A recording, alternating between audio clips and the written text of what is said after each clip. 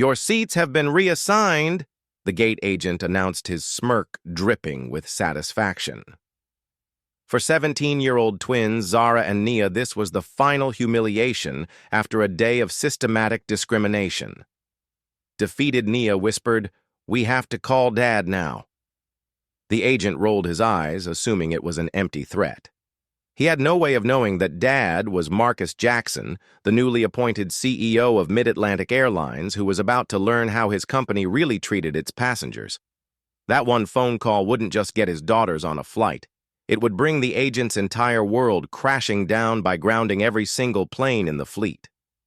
Before we dive into this shocking story, let me know where you're watching from, and if you believe in standing up for justice, hit that like and subscribe button to stay updated on more stories that expose the truth in our society. 17-year-old identical twins Zara and Nia Jackson stood patiently in line at Denver International Airport, excitement bubbling beneath their composed exteriors as honor students at Wellington Prep. This college tour trip to Boston represented more than just visiting potential universities. For the first time, their protective father, Marcus Jackson, had allowed them to travel alone, a sign of his growing trust in their independence. What the busy travelers rushing past them couldn't possibly know was that Marcus Jackson wasn't just any concerned parent. He was the newly appointed CEO of Mid-Atlantic Airlines, a position he deliberately kept private to shield his family from unwanted attention, and more importantly, to allow him to assess the company's culture without the artificial difference his title would command. The twins had first-class tickets. A practical decision their father had made to ensure they'd be comfortable and well looked after. Not a display of privilege or wealth, dressed in comfortable hoodies, jeans, and clean but well-worn sneakers. They looked like typical teenagers heading out on an adventure, their identical faces framed by neat box braids. Excitement shining in their dark brown eyes. The line at the Mid-Atlantic check-in counter moved steadily forward until the twins reached the front. The white agent, a man whose name tag identified him as Trevor Reynolds, looked straight through them to the passenger standing behind. "Next," he called out completely. Ignoring the two black teenagers directly in front of him, a middle-aged white couple stepped around the twins, apparently assuming they weren't actually in line, and Trevor immediately began processing their tickets with a friendly smile. "Heading to Chicago today? Wonderful city this time of year." Nia cleared her throat politely. "Excuse me, sir, we were next in line." Trevor's smile vanished instantly, his eyes narrowing as he finally acknowledged their presence. "You'll have to wait your turn," he said curtly, continuing to tap away at his keyboard for the couple he was helping. "But we were next," Zara said, her voice calm but firm. "We've been standing here for 15 minutes. Trevor's jaw tightened. "I'll be with you when I'm ready." The twins exchanged glances. This wasn't the first time they'd experienced this particular brand of invisibility, but it stung. Nonetheless, they waited as Trevor deliberately took his time with the couple, making small talk about Chicago attractions while shooting occasional glances at the twins, a subtle smirk playing at the corners of his mouth after the couple departed. 3 more white passengers were helped, before Trevor finally reluctantly motioned the twins forward. "Tickets and ID," he snapped, not making eye contact. Zara placed their first-class boarding passes and student IDs on the counter. Trevor's eyebrows shot up as he examined the tickets. "First class, are you sure you're at the right counter?" His tone suggested they must have made a mistake. "Yes, our father purchased these tickets for us," Nia explained calmly. "We're visiting colleges in Boston." Trevor picked up their boarding passes between his thumb and forefinger as if they might be contaminated. "These don't look right. Where did you get these?" His implication was clear. He suspected the tickets were fraudulent. "Our father purchased them directly from the airline," Zara said, her patience beginning to wear thin. "Is there a problem?" Trevor's lips pressed into a thin line. "I'll need to verify these, and I'll need additional identification. Student IDs aren't sufficient behind them." The line was growing longer. People were starting to stare. "We're 17, NIA explained. "We don't have driver's licenses yet. Our father was told student IDs would be sufficient for domestic travel when he booked the tickets." Trevor sighed dramatically. "Well, someone told your father wrong. Wait here." He disappeared into a back office with their tickets and IDs. The twins stood awkwardly at the counter for nearly 15 minutes. While other agents continued to help passengers who had arrived after them, they could hear occasional laughter from the office where Trevor had disappeared. Finally, he returned, slapping down 2 boarding passes and their IDs. There was an error in the system, he announced loudly enough for nearby passengers to hear. You've been reassigned to economy boarding gate 32. Zara examined the boarding passes, her brow furrowing. But these aren't the seats Reether booked. We're supposed to be in first class? Trevor leaned forward, lowering his voice. Listen, I don't know what kind of scam you two are trying to pull, but certain people need to understand that first class isn't for everyone. You should be grateful you're getting on the plane at all. His emphasis on certain people made his meaning unmistakable. Nia, always quicker to anger than her sister, opened her mouth to respond, but Zara placed a warning hand on her arm. They'd been taught that righteous anger from young black women was too often weaponized against them. Our father specifically booked first-class tickets, Zara insisted, keeping her voice steady. I'd like to speak to a supervisor, please. Trevor's face hardened. Supervisor's busy. If you have a problem with your seats, you can take it up at the gate next. He waved impatiently to the people behind them, humiliated and angry. The twins collected their altered boarding passes and moved away from the counter. We should call Dad. Nia whispered no. Zara replied, though it took all her willpower not to reach for her phone. He has that big board meeting today. Remember, he specifically asked us not to call unless it was an emergency. This feels like an emergency to me, Nia muttered. But she knew her sister was right. Their father had worked incredibly hard to reach his position, and they didn't want to disturb him over something they could handle themselves. We'll get it sorted at the gate. Zara assured her, though. Doubt crept into her voice. Let's just get through security first. Neither girl noticed Trevor watching them with a smug smile as they walked away, nor did they see him pick up a phone and make a quick call. Yeah, it's Trevor. 2 black teenagers, identical twins trying to pull a fast one with first-class tickets. I bumped them back to economy, but you might want to keep an eye out. Something doesn't feel right about them. He hung up, satisfied that he'd done his part to maintain what he considered the proper order of things. The security checkpoint loomed ahead, a bottleneck of humanity shuffling through the TSA's elaborate screening process. The twins joined the line, still discussing how they would handle the ticket situation at the gate, when they noticed a pattern forming. White passenger after white passenger passed through the standard screening with minimal fuss, barely breaking stride as they collected their belongings on the other side. Then came their turn, randomly selected for additional screening, announced TSA agent Vanessa Miller with a smirk that suggested there was nothing random about it. The twins were directed to a separate lane where they would be subjected to enhanced security measures. Is this really necessary? Zara asked politely. We have a flight to catch and we're already running behind schedule. Vanessa's expression hardened. Are you questioning security protocols? Because I can make this a lot more difficult if you'd prefer. Her hand hovered meaningfully over her radio, a clear threat that she could escalate the situation at any moment. No, ma'am, Nia replied quickly, shooting her sister a warning glance. We understand. Vanessa motioned for them to place their carry-ons on a separate table, everything out of the bags. Everything. The twins complied, carefully removing their neatly packed belongings. Zara winced as Vanessa roughly yanked out her laptop, scraping it against the table's edge. Careful, please, that has all my schoolwork on it, she said, before she could stop herself. Vanessa's eyes narrowed. If you're concerned about your property, maybe you shouldn't be flying. I can deny you passage right now if you continue to interfere with security procedures.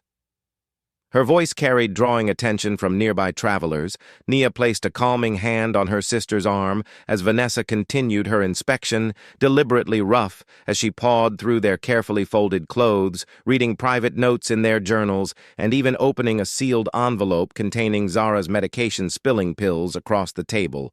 What are these? She demanded, as if she'd discovered illicit drugs instead of prescribed allergy medication, fexofenadine.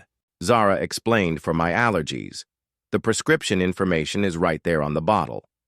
Vanessa ignored her explanation, setting the medication aside for further inspection before moving on to their personal items while this was happening. Another agent approached, arms out, feet apart. The second agent instructed, "We need to conduct a pat-down." The pat-down was nothing short of humiliating. The agent's hands were rough, invasive, lingering in ways that made both girls intensely uncomfortable nearby. Vanessa made loud comments about their hair. "Always have to check these elaborate hairstyles," she announced to no one in particular. "You wouldn't believe what people try to hide in there." Several other TSA agents chuckled, as if sharing an inside joke. A white woman in line noticed what was happening and began recording with her phone. Almost immediately, a TSA supervisor appeared beside her. "Ma'am, recording security procedures is prohibited. Delete that video immediately." "This is wrong," the woman protested. "Those girls aren't doing anything to warrant this treatment." "Delete the video, or I'll be forced to detain you for questioning," the supervisor threatened. "Your choice." Reluctantly, the woman complied, shooting an apologetic look toward the twins as she put her phone away. By the time the enhanced screening was complete, nearly 45 minutes had passed. The twins' belongings had been carelessly repacked.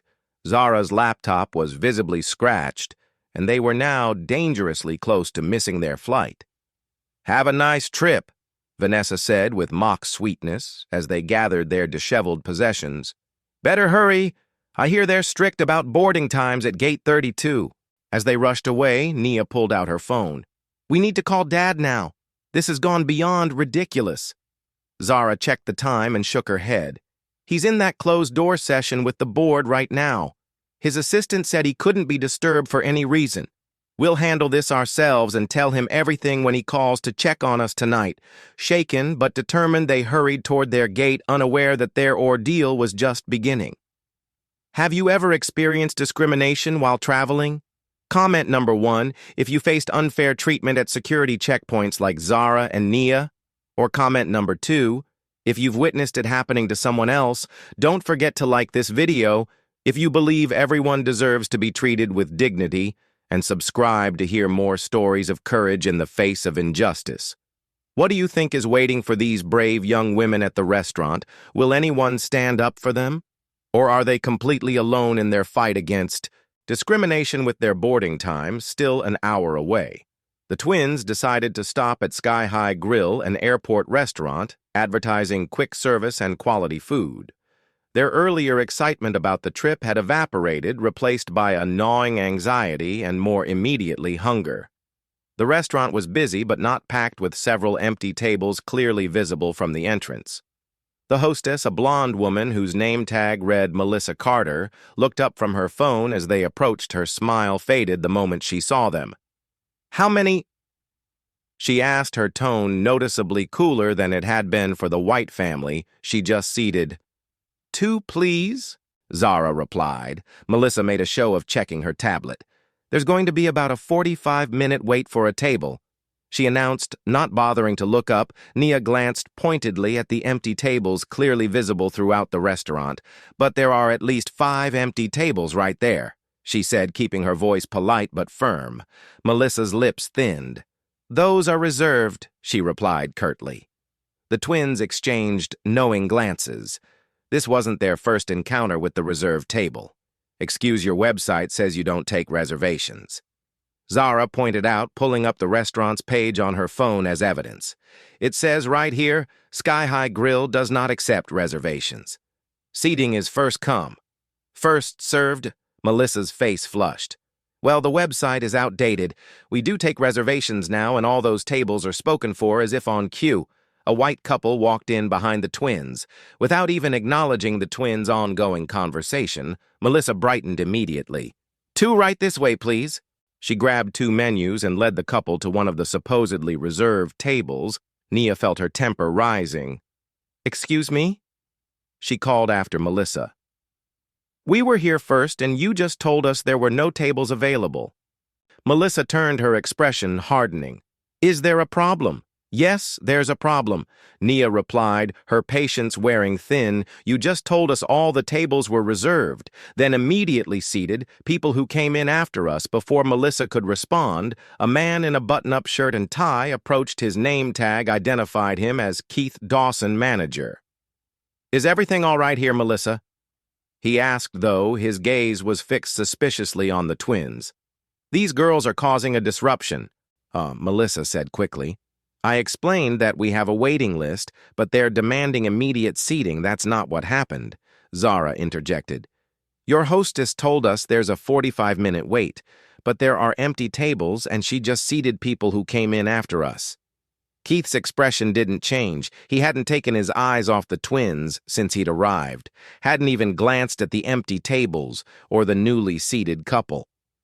I understand you're upset, but I'm going to have to ask you to lower your voices. We have customers trying to enjoy their meals. His tone suggested they were shouting. Though both girls had been speaking calmly, we're not being loud, Nia objected. We simply want to be treated fairly. If you continue to make a scene, I'll be forced to call security, Keith threatened, folding his arms across his chest. Port regulations allow us to refuse service to disruptive individuals from nearby. A Latina waitress watched the interaction with growing concern. She approached cautiously. Keith, I can take them at one of my tables. Number 12 just opened up. Stay out of this. Elena, Keith snapped without looking at her. Go check on your other tables. Elena Rodriguez hesitated, clearly torn between following her manager's orders and doing what she knew was right. With an apologetic glance at the twins, she retreated, disappearing into the kitchen. Look, Keith said, his voice dropping to a threatening whisper. I suggest you find somewhere else to eat.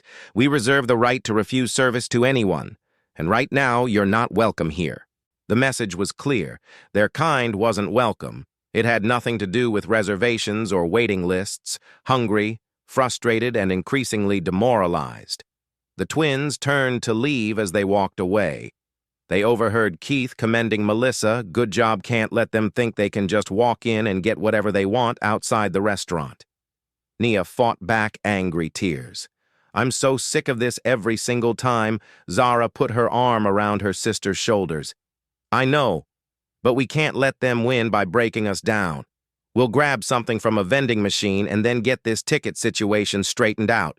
As they started to walk away, a voice called out behind them. Wait! Elena Rodriguez hurried toward them, glancing nervously over her shoulder to ensure Keith wasn't watching. She pressed 2 vouchers into Zara's hand for the food court. It's not much, but she hesitated, then pulled out her phone. Look. I saw what happened in there. It happens all the time. Keith and Melissa do this to black customers. Constantly. If you're going to file a complaint, I'll be a witness. Here's my number. She quickly typed her contact information into Zara's phone. I have to get back before they notice I'm gone. But please don't let them get away with this. With another nervous glance toward the restaurant, Elena hurried back inside. The twins stood there momentarily stunned by this unexpected act of allyship.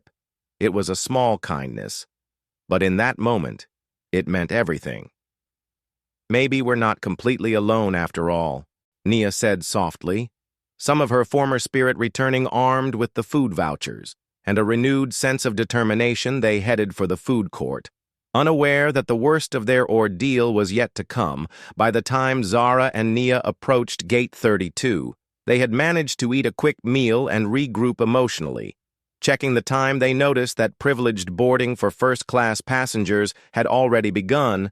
After their experience at check-in, they had visited a customer service desk, where a harried agent had reluctantly corrected their boarding passes back to first class. After verifying their ticket information, she had offered no explanation or apology for the error, simply handing over the new boarding passes with barely concealed impatience. Now, with proper boarding passes in hand, they approached the gate with cautious optimism. Perhaps the worst was behind them.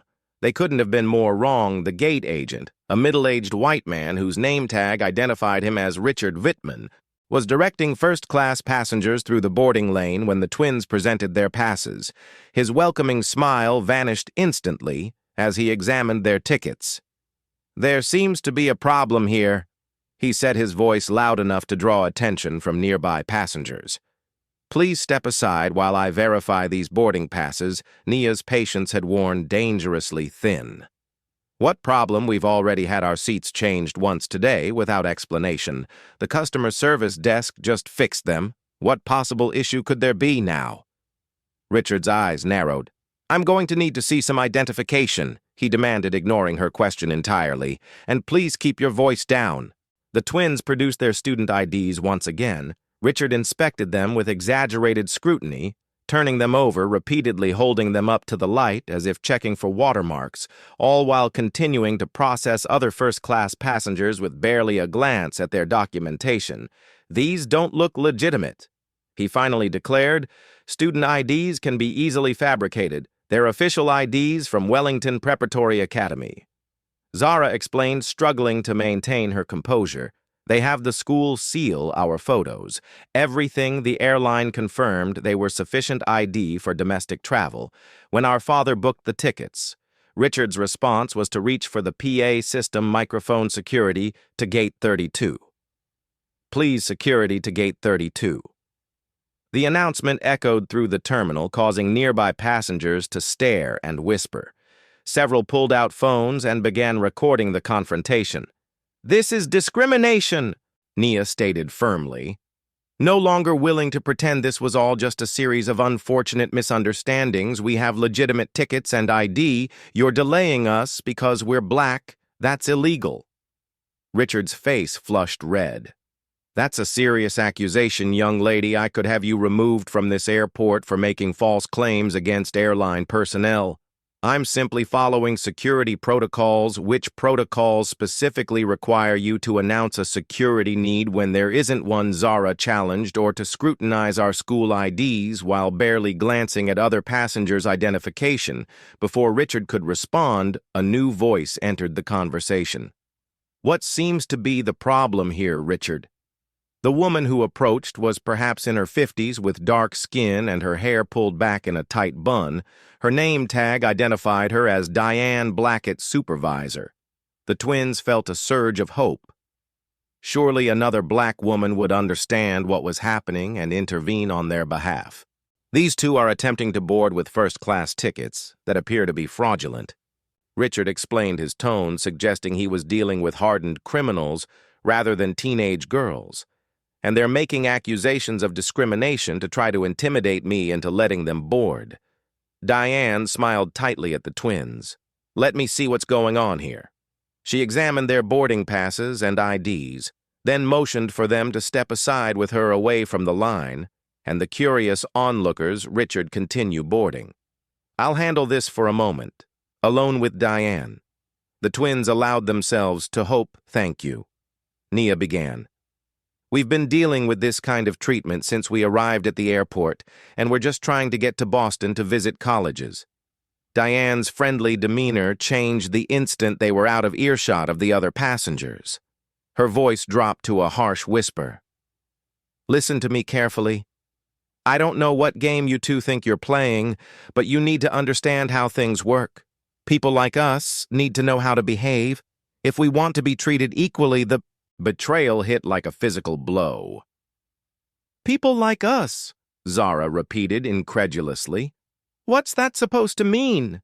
"It means," Diane continued, her voice still low, "that making a scene and throwing around accusations of discrimination isn't going to get you what you want. It just confirms what they already think about us. You need to be twice as polite, twice as patient, twice as perfect. That's the reality, but we haven't done anything wrong," Nia protested. "We've been polite and patient while being discriminated against." At every turn, Diane's expression hardened further. "Do you think I got to be a supervisor by calling out every microaggression, by making a scene every time someone made assumptions about me? This is the real world, not some social justice Twitter thread." She looked down at their boarding passes again. "I'm going to let you board, but consider this a warning. I don't want to hear about you causing trouble on my airlines. You understand me," without waiting for a response. She led them back to the gate. Where Richard was watching with undisguised displeasure, their documentation checks out. Diane informed him coldly they can board. Richard's lips pressed into a thin line, but he reluctantly stepped aside as the twins moved toward the jet bridge. Diane's words echoed in their minds. The betrayal from someone who should have been an ally stung perhaps more deeply than the original discrimination they boarded in silence. Both wrestling with the implications of Diane's warning and the exhausting reality it represented, what they didn't know was that their ordeal was far from over. At the end of the jet bridge, one final gatekeeper awaited. The twins had barely taken 2 steps onto the jet bridge when they encountered yet another obstacle. A tall, broad-shouldered man, in a Mid-Atlantic Airlines uniform, stood blocking their path, examining boarding passes with cursory glances before waving passengers through his name tag. Read Gregory Walsh. When Zara and Nia presented their tickets, his demeanor instantly changed. "I'm going to need you two to step aside," he said, making no effort to lower his voice. "There seems to be an issue with your tickets." Passengers behind them were forced to navigate around the impromptu checkpoint Gregory had created. "What issue?" Zara asked, fatigue evident in her voice. "We've already had our tickets verified multiple times." Gregory's expression remained impassive. "I've received a system alert indicating suspicious activity associated with your reservation. I need to run some additional checks before I can allow you to board." What kind of suspicious activity, Nia demanded? Were high school students going to visit colleges? What could possibly be suspicious about that? Gregory ignored her question entirely. "Please step aside and wait while I continue boarding other passengers, with no choice but to comply or risk further escalation." The twins moved to the side of the jet bridge. They watched as passenger after passenger was waved through with barely a glance at their documentation. Minutes stretched into a quarter hour, then half an hour. The once busy flow of boarding passengers dwindled to a trickle, then stopped altogether throughout this time. Gregory made several calls on his radio, speaking too quietly for them to hear, occasionally glancing in their direction with what looked suspiciously like satisfaction. Finally, as the last passengers disappeared into the aircraft, Gregory approached them. "I'm afraid there's been a development," he announced, not bothering to hide his smirk. "The flight is now completely full and over. Booked your seats have been reassigned to passengers in good standing." "That's impossible," Zara protested. "We have confirmed first-class tickets. You can't just give our seats away." "I'm afraid I can." Gregory countered. Airline policy allows for passenger reassignment in cases of security concerns or overbooking. In this case, both conditions apply. "What security concerns?" Nia asked, her voice rising in frustration. "We've done nothing wrong. We've cooperated with every unreasonable demand since we arrived at this airport. This is blatant discrimination at the word discrimination." Gregory's face hardened. He reached for his radio security to jet bridge 32 passenger issue. Within minutes, 2 security guards appeared. Their name badges identified them as Tom Bennett and Frank Miller. Both men approached with hands resting near their weapons, as if the 2 teenage girls represented some kind of threat. "What seems to be the problem here?" Tom asked, addressing Gregory rather than the twins. "These 2 are refusing to accept that they've been denied boarding," Gregory explained, painting a completely false picture of the situation. "They're becoming aggressive and making accusations against airline staff." "We are not being aggressive," Zara insisted, struggling to keep her voice calm. "We're simply trying to understand why our confirmed seats were given away after we were deliberately delayed here." Frank, the larger of the 2 guards, stepped forward. "The computer randomly selects passengers for denial of boarding when flights are overbooked. Nothing personal." The smirk that accompanied this obvious lie made it clear that there was nothing random about it. Nia pushed beyond endurance, pulled out her phone. "I'm recording this. We've been systematically discriminated against from the moment we entered this airport, and we have evidence of it." Tom's hand shot out toward her phone. "Recording security procedures is prohibited in the airport. I'll need to confiscate that device." "This isn't a security procedure," Zara protested. "You're trying to cover up discrimination." By citing fake security concerns, that's a serious accusation. Frank said, his voice dropping to a threatening level, one that could result in both of you being detained for questioning. Is that what you want? The implied threat hung in the air. Detention would mean missing any chance of reaching Boston today. Their father's careful planning, their college visits, all would be disrupted. Worst of all, they'd be completely at the mercy of a system that had already proven itself biased against them at every turn. Fine, Zara finally said, placing a restraining hand on her sister's arm. We'll leave, but this isn't over. It is for today, Gregory replied with undisguised satisfaction. Your seats are gone. The flight is boarding and you two aren't getting on it. I suggest you find another way to Boston, or just go home under the watchful eyes of the security guards. The twins were escorted away from the gate as the final boarding call for their flight was announced over the PA system. They walked in silence. The weight of defeat pressing down on them, every step they'd taken through this airport had been met with resistance, prejudice, and obstruction. They'd been patient, they'd been polite, they'd followed the rules, and still they'd been denied the basic dignity and service that every other passenger seemed to receive without question. As the sounds of their flight preparing for departure reached them, Nia turned to her sister, tears of frustration welling in her eyes. We have to call Dad now. This time. Zara didn't argue. Have you ever reached your breaking point when facing injustice? Comment number 1, if you believe there comes a time when staying silent is no longer an option, or comment. Number 2, if you think the twins should have kept trying to work within the system. If you're outraged by what these young women have endured, hit that like button to show your support for standing up against discrimination. And don't forget to subscribe for more stories that expose the harsh realities many face every day. What do you think will happen when their father learns how his daughters have been treated? Will he believe them, or will he become yet another disappointment in their fight for justice? Seated on a bench in a quiet corner of the terminal far from Gate 32, in the flight that should have carried them to Boston, Zara finally pulled out her phone. Her hand trembled slightly as she navigated to her father's contact. He's going to be in that board meeting, Nia reminded her, though her tone suggested she no longer cared about the interruption. I know, Zara replied, but this has gone far beyond what we can handle ourselves. She pressed the call button and put the phone on speaker. To their surprise, Marcus Jackson answered almost immediately. Zara, everything okay, sweetheart? His deep voice, usually so reassuring, now made both girls fight back tears. Dad! Zara began, struggling to keep her voice steady. We couldn't get on the flight. They wouldn't let us board. There was a moment of silence before Marcus responded, his tone careful, measured.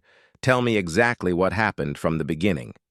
For the next several minutes, the twins took turns detailing their experience: the check-in counter with Trevor Reynolds, the TSA screening with Vanessa Miller, the restaurant incident with Melissa Carter and Keith Dawson, the gate confrontation with Richard Whitman and Diane Blackett, and finally the jet bridge denial from Gregory Walsh throughout their account. Marcus remained silent, though they could hear his controlled breathing growing more deliberate as the story unfolded. When they mentioned how their first-class seats had been revoked, then restored, only to be taken away again at the last moment, they heard what sounded like a pen snapping in the background. Dad, Nia ventured when they'd finished. Are you still there? I'm here, Marcus replied, his voice unnaturally calm. Did you get the names of everyone involved? Yes, Zara confirmed. We wrote down names and badge numbers whenever we could. Good, Marcus said. Very good. Then after a brief pause, girls, there's something I need to tell you, something I probably should have told you before you left. The twins exchanged puzzled glances. What is it? Dad, Marcus took a deep breath. The reason I was so insistent about you flying Mid-Atlantic, the reason I got you first-class tickets, it's because I'm the new CEO of Mid-Atlantic Airlines. Stunned silence filled the air between them. You're what? Nia finally managed. I was appointed 6 weeks ago. Marcus explained. The board brought me in to turn the company around after their previous leadership issues. But I wanted to assess the airline's culture authentically without my position influencing how staff behaved. That's why I kept it quiet. Why I used my private account to book your tickets instead of using the executive travel system. Wait, Zara interjected. So the whole time we were being treated like this, you were the CEO's daughters. Marcus finished, his voice tight, with controlled fury, being discriminated against by people who had no idea who you were or who they were really dealing with. What are we supposed to do now? Nia asked. Our flight's gone, and even if we could get another one. Don't move, Marcus instructed. Stay exactly where you are. I'm implementing Emergency Protocol Alpha right now. You'll see what that means very shortly, and keep your phone on record everything that happens from this point forward. The line went silent for a moment as they heard their father issuing rapid commands to someone else in the room with him. When he returned to the call, his voice had a steel edge they'd rarely heard before. In about 2 minutes, you're going to start getting calls from airline executives. They're going to offer you everything under the sun: private jets, helicopter transfers, luxury accommodations. Don't accept anything. Tell them you're waiting for my direct instructions. Only understand. Yes, the twins replied in unison, still trying to process this stunning revelation. Good, stay strong. I'll be in constant contact, and this will all be over soon. I love you both. The call ended, leaving the twins staring at each other in disbelief. True to their father's prediction, Zara's phone rang barely a minute later. The caller ID showed Mid-Atlantic Airlines executive office before she could answer. Nia's phone also began ringing with a similar caller ID. As predicted, the voices on the other end were panicked. Airline executives offering immediate assistance, private transportation, anything and everything to make amends for the unfortunate misunderstanding following their father's instructions. The twins politely but firmly declined all offers, stating they were awaiting direct instructions from Marcus Jackson. Only just as they ended these calls, a familiar figure came hurrying toward them. Richard Whitman, the gate agent, who had blocked their boarding just 30 minutes earlier, was approaching with an entirely different demeanor. His previous contempt had been replaced by obsequious panic. Jackson, Miss Jackson." He called out, slightly out of breath from rushing. "There's been a terrible misunderstanding. We've arranged for a private corporate jet to take you to Boston immediately if you'll just come with me." "No, thank you, Mr. Whitman," Zara replied coolly. "We're waiting for direct instructions from our father." Richard's face contorted with barely concealed rage.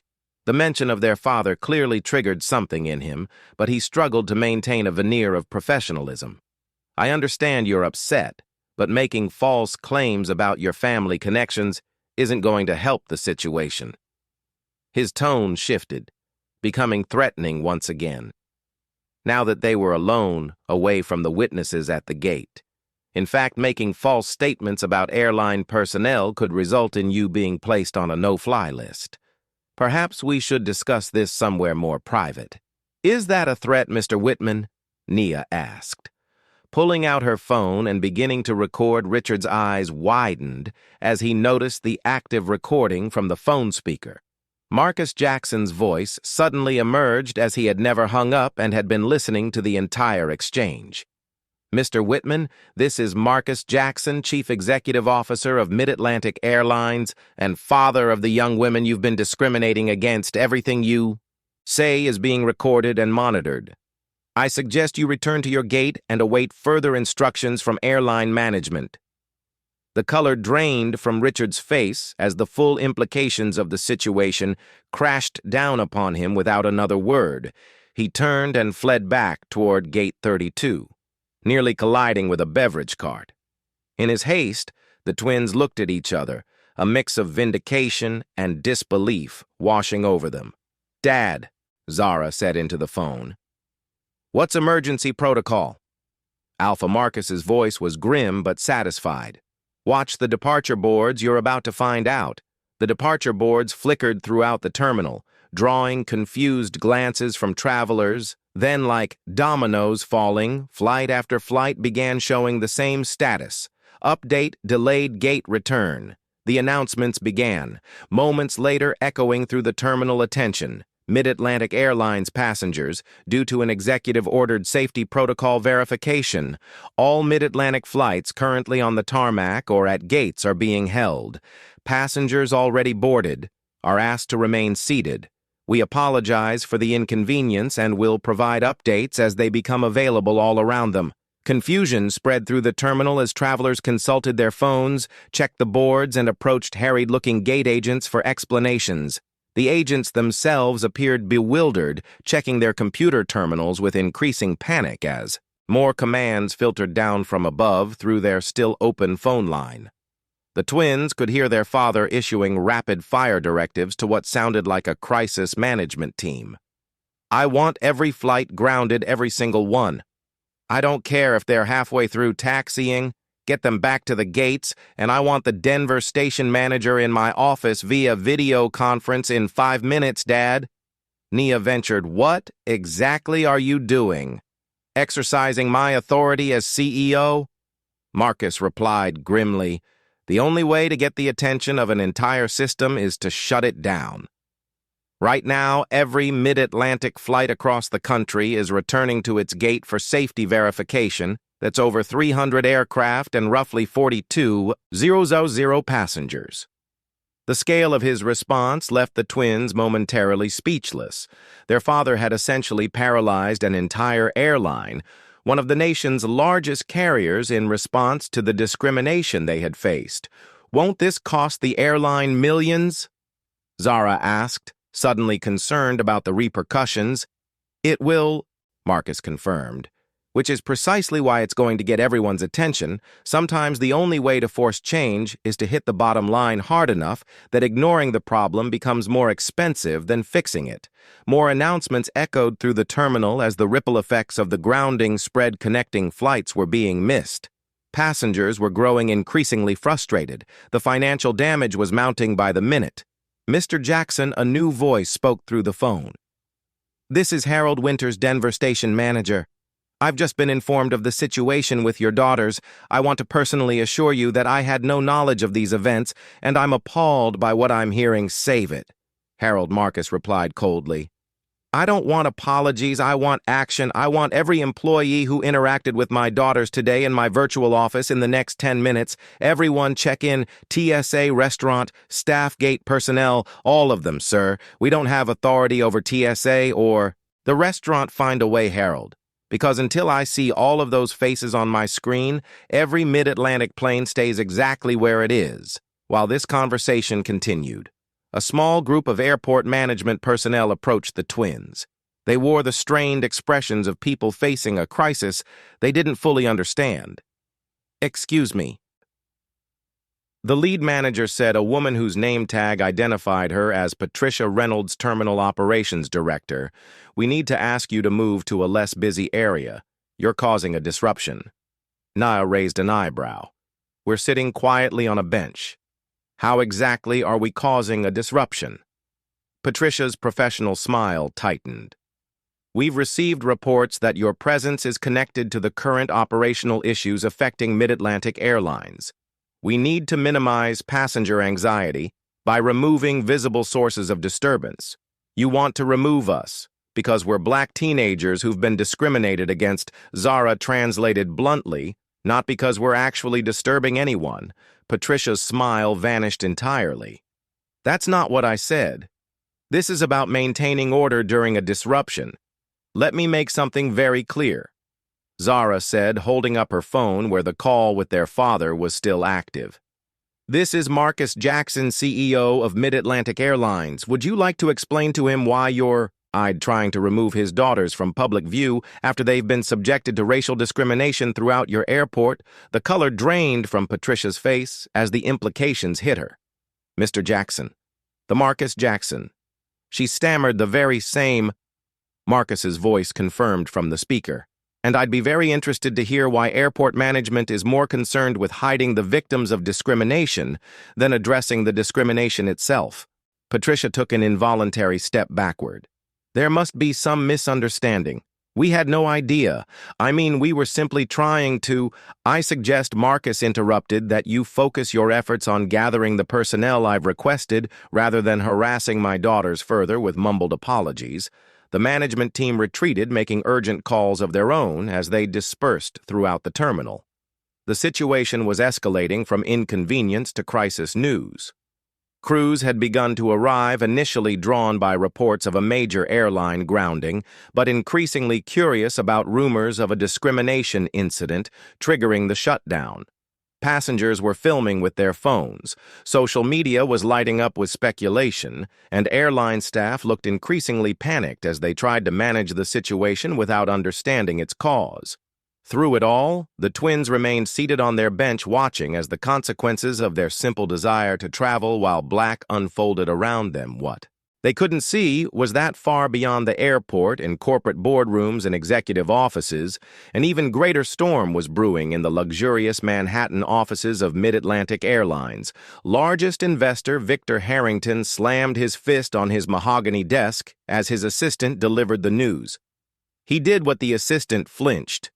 Mr. Jackson has implemented emergency protocol Alpha, sir. All Mid-Atlantic flights have been grounded for safety verification. The stock is already down 7%, and falling. Victor Harrington, billionaire investor and Mid-Atlantic board member, felt his carefully constructed world trembling beneath him. He'd opposed Marcus Jackson's appointment as CEO from the beginning, arguing that the former tech executive lacked the right cultural fit for the airline industry. What he'd meant, though he would never say it directly, was that a black CEO didn't belong at the helm of a major airline. He'd been outvoted by board members desperate for Jackson's reputation as a turnaround specialist, but he'd never accepted the decision. Now Jackson had handed him the perfect opportunity to rectify that mistake. "Get me Lawrence Pritchard at the Wall Street Journal." Victor instructed, already calculating his next moves, then conference in the other board members, not Jackson, everyone else, within minutes. Victor had spun the narrative to the influential financial reporter Marcus Jackson was having a personal meltdown, using his authority to ground an entire airline over some perceived slight to his family, potentially breaching his fiduciary duty to shareholders in the process. The story would be online within the hour. The board call proved slightly more challenging. "Victor, we don't have all the facts yet," cautioned board member Eleanor Kim. "I've known Marcus for years. He's not impulsive if he's taken this kind of action. There must be a serious reason. The reason is that his daughters couldn't get upgraded to first class." Victor scoffed deliberately, mischaracterizing the situation. "Now he's throwing a tantrum that's costing shareholders millions by the minute. This is exactly why I opposed his appointment too. Emotional, too focused on his personal agenda rather than company interests. We should at least hear his side," suggested another board member. "That's what the emergency board meeting is for," Victor replied smoothly, "which I've already scheduled for 3 hours from now. In the meantime, we need to contain the damage by ending this ridiculous grounding immediately." By the time the Psi-Do call ended, Victor had secured enough tentative support to challenge Marcus's authority at the emergency meeting. His next call was to Stephanie Reynolds, Mid-Atlantic's VP of Operations, and his longtime ally within the company. "Stephanie, I need you to handle something delicate. Jackson's daughters are still at Denver International. I need them isolated and contained before they can cause any more damage." "What exactly do you want me to do?" Stephanie asked. "Already booking a private jet to Denver, get them away from public view, offer them the VIP treatment, whatever it takes, but get them somewhere private where they can't talk to the press or post on social media. Frame it as protection from the chaos their father has caused. If you have to just contain the situation." Stephanie understood perfectly. Victor's call to the Mid-Atlantic IT director, Calvin Hughes, was even more direct. "I need everything those girls have done today: erased security footage, ticket records, everything. Make it look like a system glitch."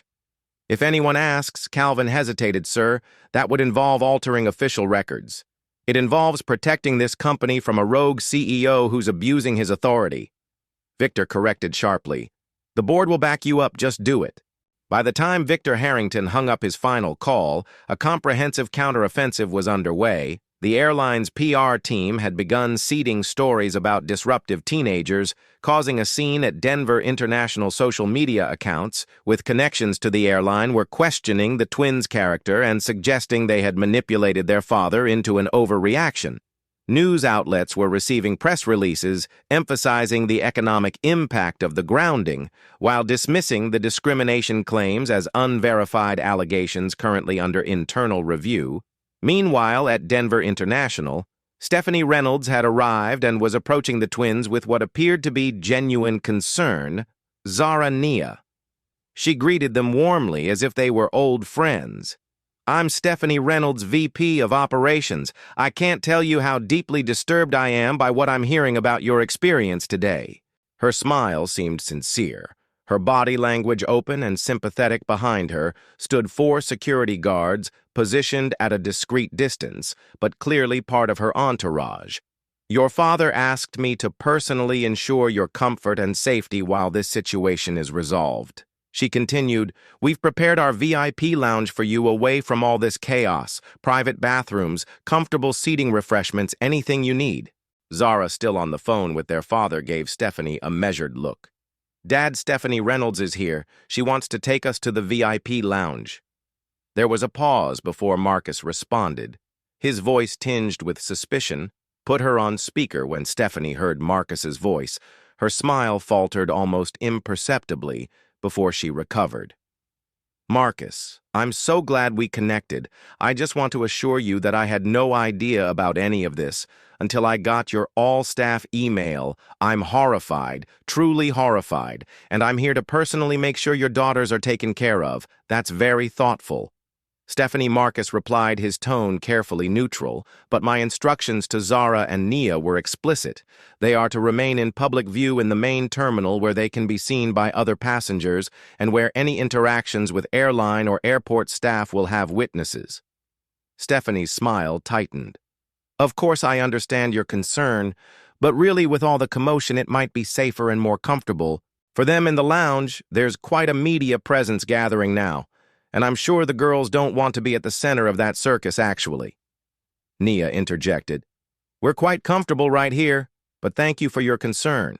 Stephanie's carefully crafted facade began to crack. She leaned closer to the twins, lowering her voice so that only they and their father on the phone could hear. "Listen carefully. Your father has created a major crisis for this airline. Thousands of passengers are stranded. Millions of dollars are being lost. His position is precarious right now. To say the least, the smart move for your family would be to quietly accept our hospitality and allow the adults to resolve this situation professionally." The threat beneath her words was unmistakable. "Is that a threat to my daughters?" Stephanie. Marcus asked through the phone, his voice dangerously quiet, because it sounded remarkably like one. Stephanie straightened, realizing she had miscalculated. "Not at all, Marcus. I'm simply concerned about their well-being in this chaotic environment. Then you'll understand why they're staying exactly where they are." "Following my explicit instructions," Marcus replied. "And Stephanie, the next time you attempt to intimidate my children, clear out your office first. It will save you a trip back to collect your things later." The line went dead, leaving Stephanie staring at the twins with barely concealed fury. Without another word, she turned and walked away, the security detail following in her wake. "Did Dad just fire her?" Nia whispered to her sister. "I think he just promised to," Zara replied, watching Stephanie's retreating form. What they couldn't see was Stephanie immediately pulling out her phone to call Victor Harrington, reporting that direct intimidation had failed, and recommending they accelerate to more aggressive tactics. What they also couldn't know was that their social media accounts were already under attack, with fabricated posts appearing from months ago to paint them as entitled troublemakers. The battle was expanding beyond the airport, beyond even the airline, into a broader war of narratives and power, and somewhere in the digital realm, the next key confrontation was about to begin. Have you ever witnessed someone powerful try to cover up discrimination instead of addressing it? Comment number 1. If you've seen corporations protect their image rather than fix their problems. Or comment number 2. If you've experienced retaliation for speaking up about injustice. If this story has opened your eyes to how discrimination can be systematically denied and dismissed, hit that like button and subscribe to hear more stories that expose these hidden truths.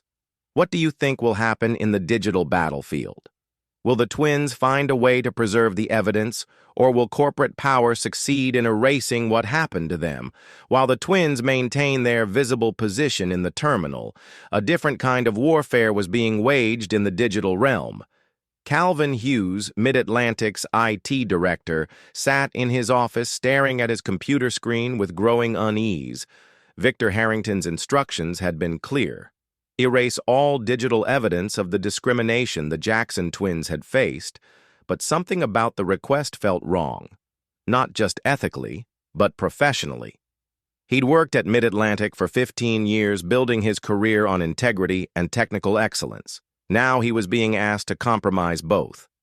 As he hesitated, his phone buzzed with a text from Harrington's status update. The pressure was mounting reluctantly.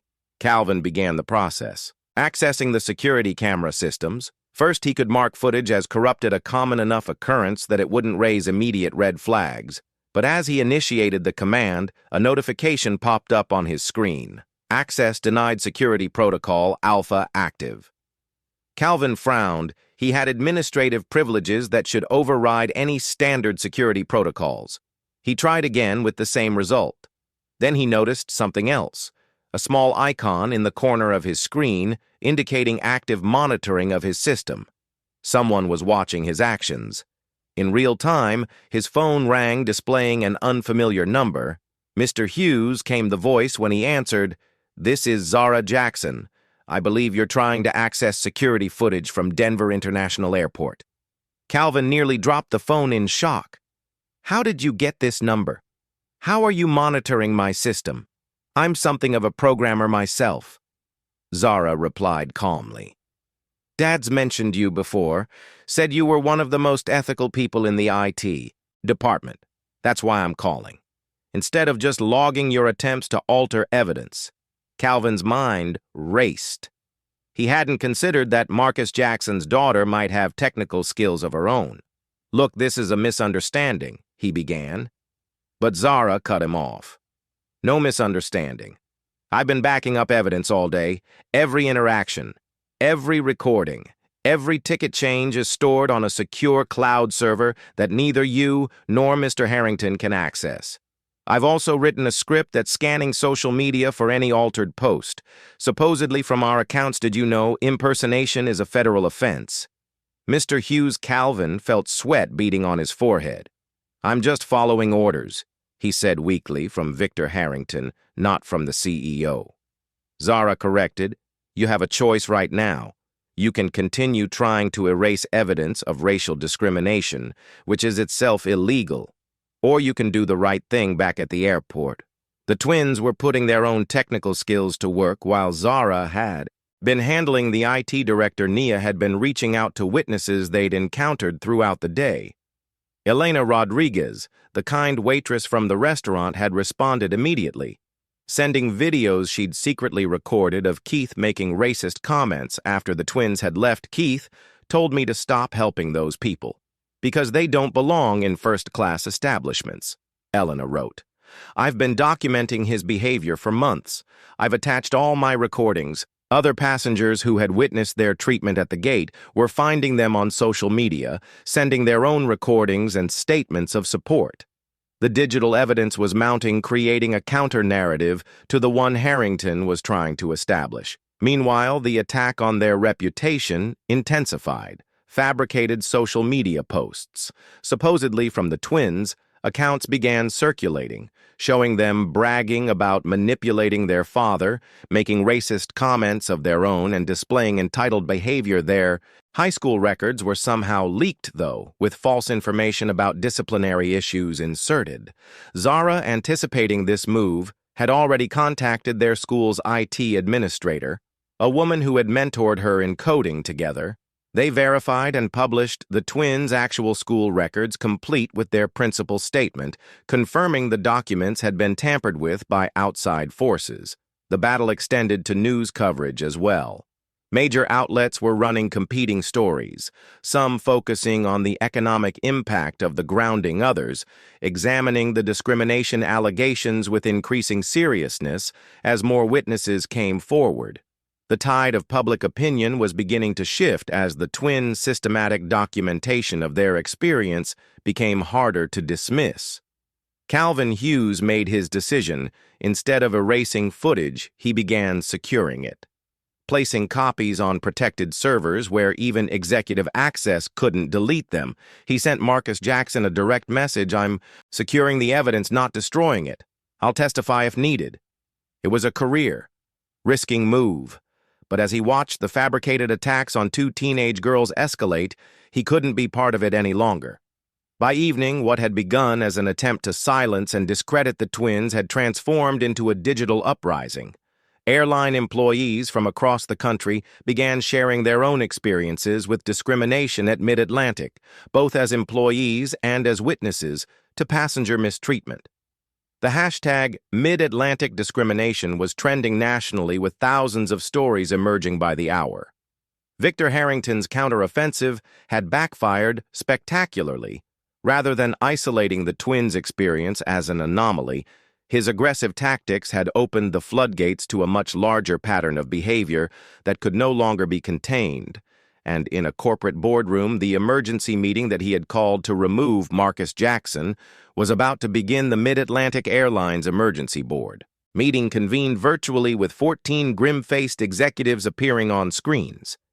Victor Harrington wasted no time in taking control of the narrative. "Colleagues, we face an unprecedented crisis." He began, his voice grave. "Our CEO has grounded our entire fleet over what appears to be a personal family matter, potentially violating his fiduciary duty to this company and its shareholders. The stock has fallen 12% and continues to drop. We must act decisively." Several board members nodded in agreement, their concern evident. Victor continued, building his case methodically.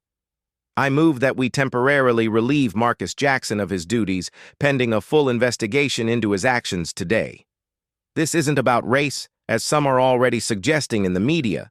This is about sound business judgment before anyone could second the motion." Marcus Jackson appeared on screen, his expression calm but determined. "Before you vote on Mr. Harrington's motion, I believe you should have all the facts." He pressed a button and his screen was replaced by a series of documents and images. "What you're seeing is a preliminary report on discrimination, complaints against Mid-Atlantic Airlines over the past 5 years. The board members leaned closer to their screens, expressions shifting from annoyance to concern as they absorbed the information. "Discrimination complaints against our airline are 340% higher than the industry average."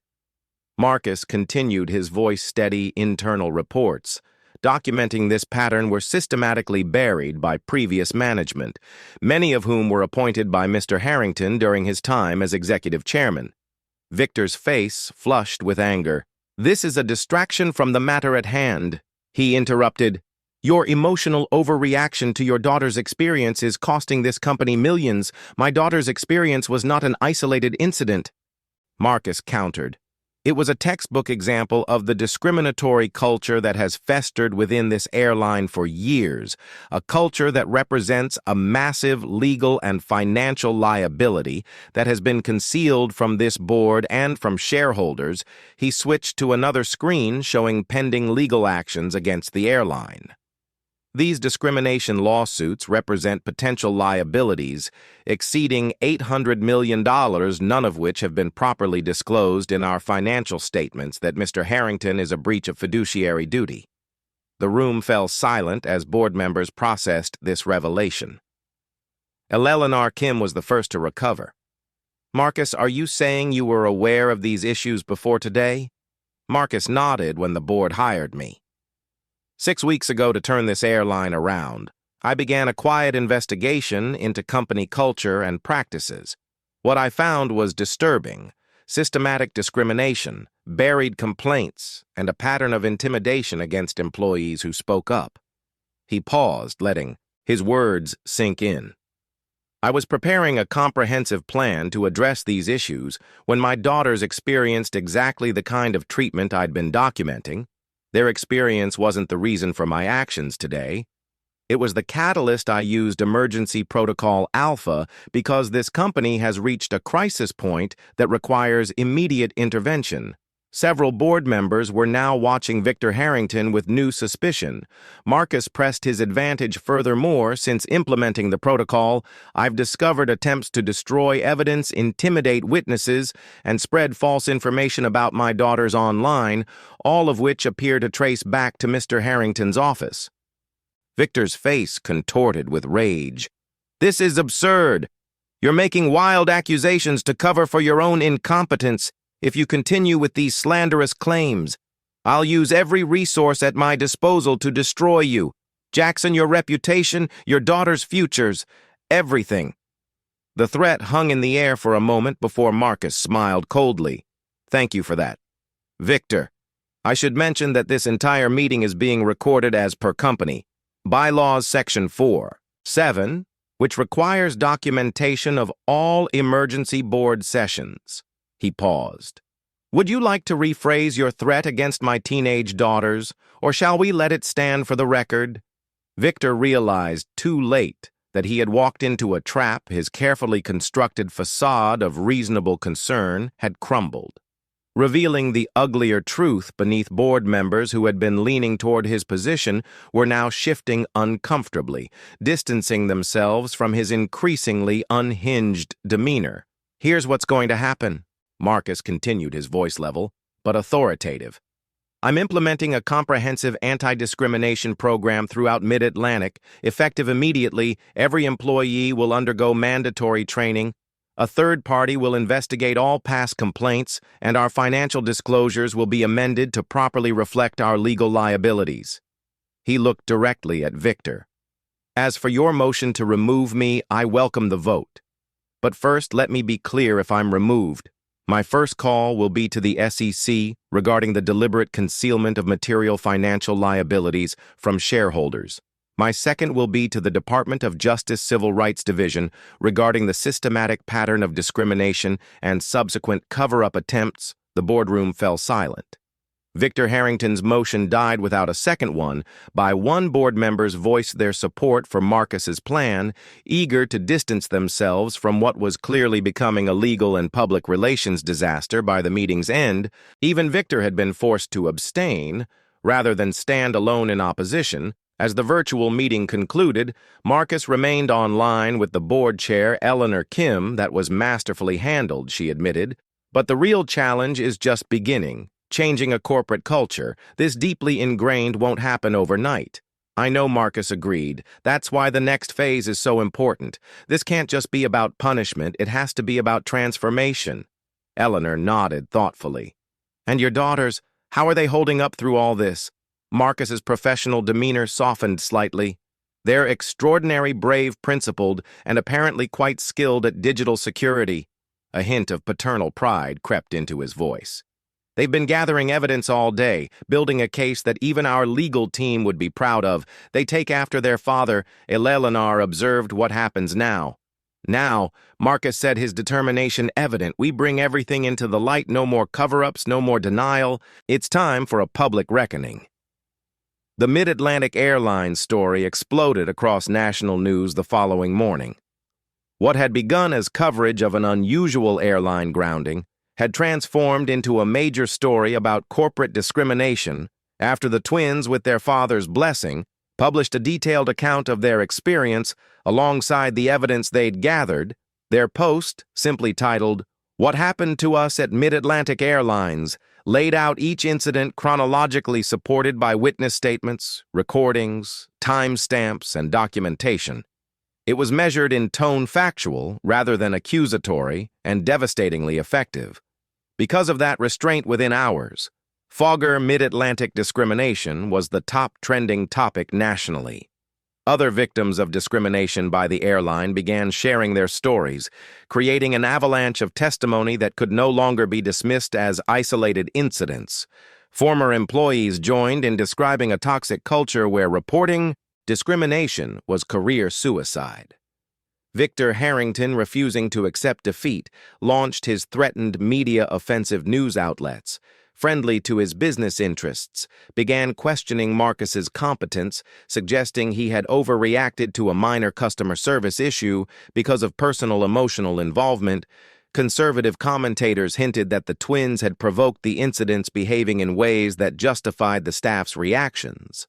The narrative battle might have gained traction if not for Marcus's next move with the twins' agreement. He released the recording of Victor Harrington's boardroom threats against his daughters. The audio clip spread virally, with millions hearing Harrington's rage-filled voice promising to destroy two teenage girls for speaking out against discrimination. The public reaction was immediate and overwhelming. Mid-Atlantic stock, already damaged by the grounding, plummeted further. Major shareholders began publicly distancing themselves from Harrington, with several institutional investors calling for his removal from the board. His business reputation, built over decades, began to crumble in real time. Meanwhile, the employees who had discriminated against the twins found themselves in an uncomfortable spotlight. Richard Whitman, the gate agent, gave a defensive interview to a local Denver station that only worsened his position. "I was just following procedures," he insisted, though he could not specify which procedures required him to announce a false security alert or subject the twins to extra scrutiny.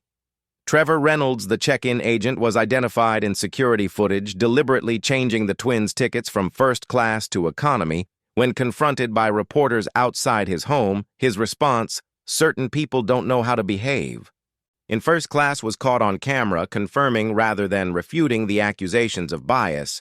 The TSA launched an internal investigation into Vanessa Miller's conduct after multiple witnesses came forward describing her pattern of targeting minority passengers for invasive screenings. Restaurant manager Keith Dawson was placed on leave after Elena Rodriguez provided recordings of his racist comments about customers. By mid-afternoon, the story had reached the White House, with the press secretary confirming that the Department of Transportation would be examining Mid-Atlantic's compliance with anti-discrimination laws. Several members of Congress called for hearings on discrimination in the airline industry more broadly. Marcus Jackson finally addressed the public via a live video statement from Mid-Atlantic headquarters. With the twins seated beside him, he outlined a comprehensive plan to address discrimination within the airline. "What happened to my daughters was not an isolated incident," he stated firmly. "It was a symptom of a systemic problem that has gone unrest for far too long today that changes." He announced a series of immediate actions: mandatory anti-discrimination training for all staff, transparent reporting of all discrimination complaints, establishment of a passenger bill of rights, and creation of an independent review board with real authority to investigate complaints and recommend disciplinary actions. Perhaps most surprisingly, he announced that the employees directly involved in discriminating against his daughters would not be summarily fired. Termination might feel satisfying in the moment, he explained, but it doesn't solve the underlying problem. Instead, these employees will participate in creating and implementing our new anti-discrimination training program, with their salaries during this period donated to civil rights organizations. True change requires education and accountability, not just punishment. The reaction to Marcus's approach was mixed. Some praised his focus on systemic change rather than individual scapegoating, while others felt the employees deserved immediate termination. The twins themselves supported their father's decision, with Nia explaining in a brief statement, "This isn't about ruining individual careers. It's about changing a system that encourages and rewards discrimination." Victor Harrington made one final power move, calling in favors from airline partners and major corporate customers to pressure Mid-Atlantic. Several partner airlines threatened to end code-share agreements. Business travel accounts worth millions warned they might take their business elsewhere if Marcus remained in control. The message was clear. The industry would close ranks against an outsider who threatened to expose and change their practices. Marcus's response was equally clear. He released a detailed report documenting discrimination across the airline industry, with data suggesting Mid-Atlantic's problems, while severe, were not unique. "This is larger than one airline," he stated. This is an industry-wide failure that requires industry-wide reform. Companies can either lead that change or be dragged into it by regulation and litigation. The choice is theirs. By evening, the public narrative had shifted definitively. What Harrington had tried to frame as an executive's emotional overreaction was now widely understood as a necessary intervention against entrenched discrimination. The twins, initially portrayed by some as entitled teenagers causing trouble, were increasingly seen as principled young women who had exposed an ugly truth that could no longer be ignored. As darkness fell, Victor Harrington sat alone in his office, watching his carefully constructed world collapse around him. His phone, once constantly buzzing with calls from powerful allies, had fallen silent in boardrooms across the country. Executives were distancing themselves, deleting his contact information, declining his calls. The message was clear: Victor Harrington had become toxic, a liability, rather than an asset. His power, once seemingly unassailable, had evaporated in a single day, and it had all started because two teenage girls had simply wanted to board a plane for which they had legitimate tickets. 6 months later, Zara and Nia Jackson stood at Mid-Atlantic Airlines Gate 32 at Denver International Airport, the very same gate where they had been denied boarding half a year earlier. This time, the atmosphere couldn't have been more different. The gate agent, a young South Asian woman named Priya Sharma, checked their boarding passes with a warm smile. "Good afternoon, ladies, Boston today." She handed back their IDs without excessive scrutiny, treating them with the same casual efficiency she showed every passenger. The twins exchanged glances.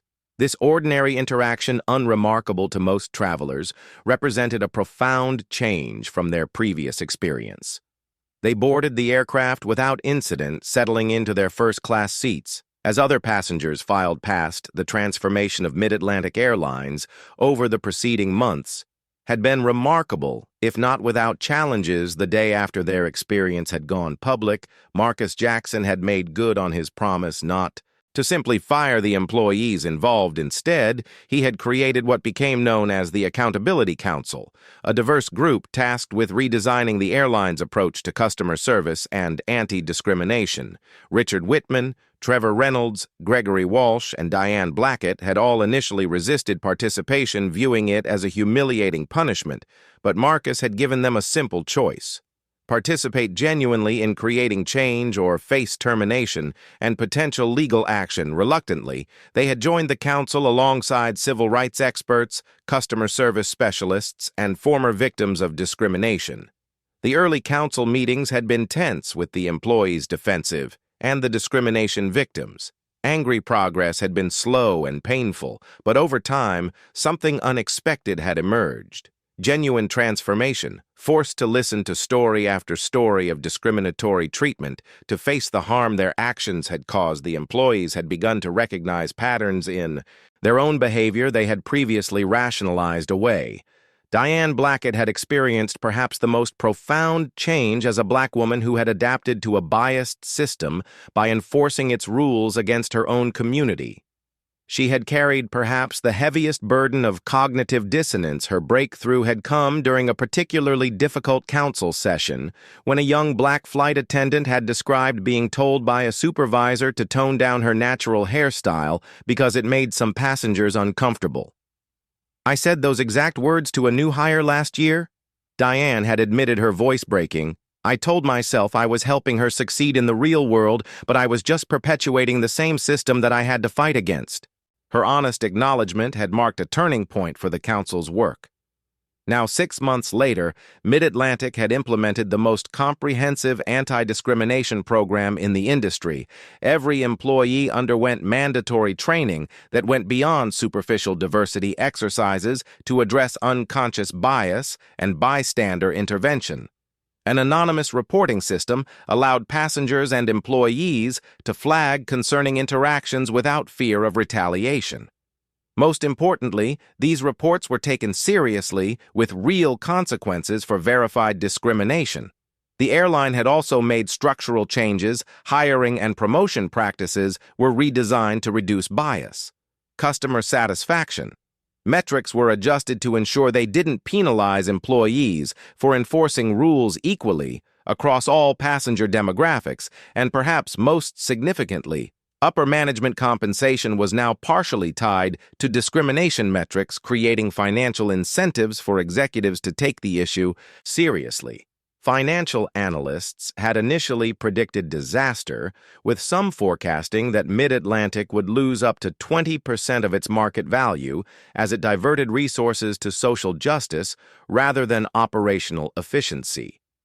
Victor Harrington, who had been forced to resign from the board after shareholder pressure, had been particularly vocal in predicting the airline's downfall, but something unexpected had happened instead.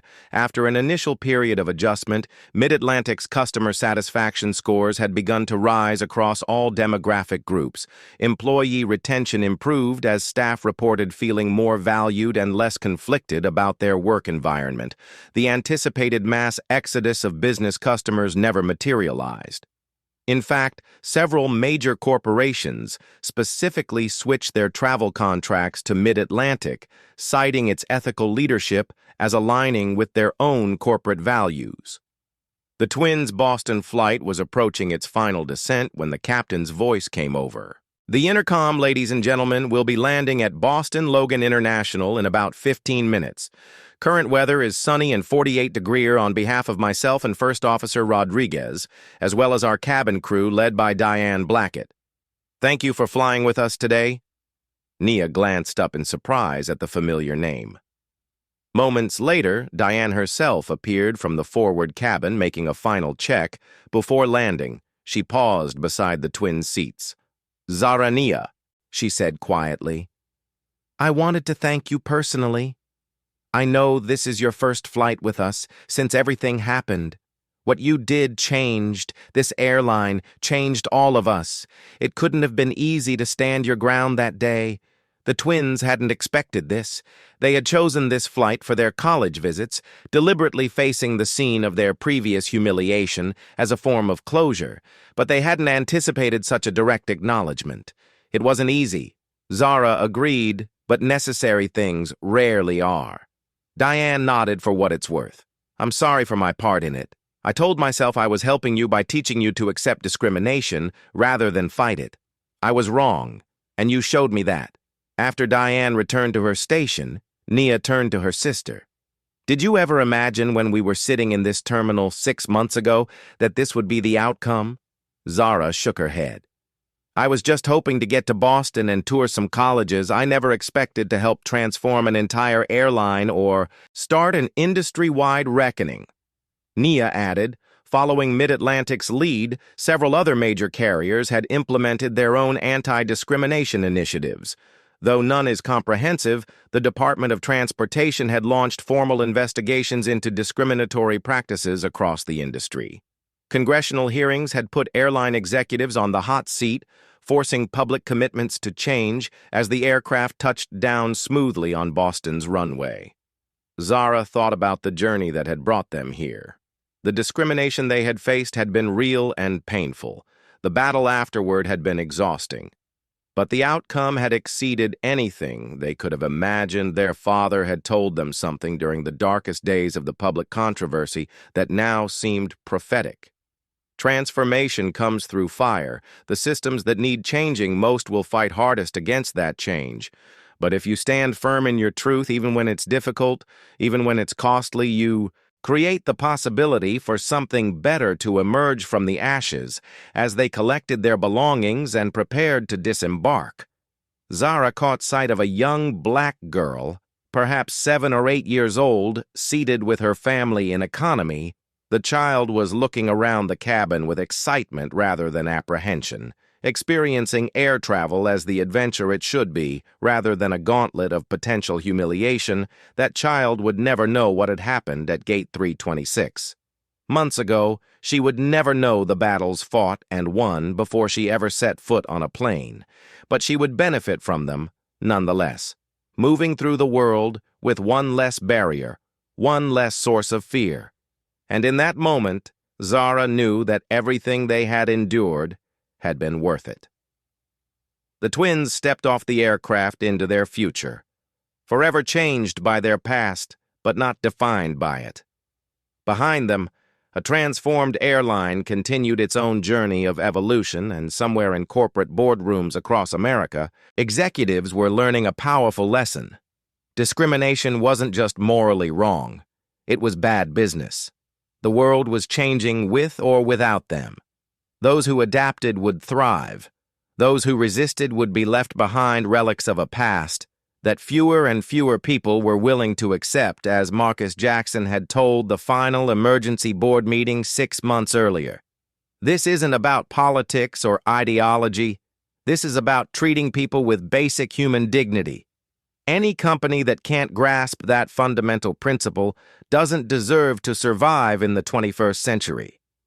Mid-Atlantic Airlines had grasped that principle painfully but thoroughly, and in doing so, it had secured not just its moral standing but its economic future.